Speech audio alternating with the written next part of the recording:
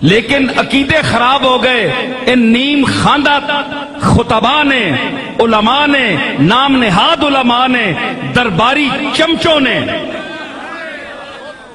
پیروں کو خوش کرنے کے لیے ایسی ایسی باتیں شروع کر دی کہ ان کو خدا کے ساتھ ملا دیا۔ بندے اور مولا کے درمیان جو خط امتیاز تھا وہ انہوں نے توڑ دیا، مٹا دیا، لوگوں کے عقائد مشرکانہ کر دیے، صوفیاء کی جو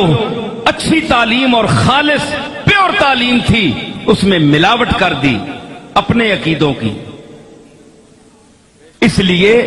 آج کے اہل سنت کا موجودہ جو ہے نیم خواندہ اہل سنت، ان کا عقیدہ معجون مرکب بن گیا ہے مختلف عقیدوں کے۔ تو میں ان کی تردید کرنے کے لیے بولتا ہوں تاکہ قوم جب تک میری آواز سنے اور میرے بعد بھی کیسٹوں میں میری آواز جب تک جہاں تک گونجے گی، پوری دنیا میں انشاءاللہ گونج رہی ہے، ہر ملک میں جا رہی ہے،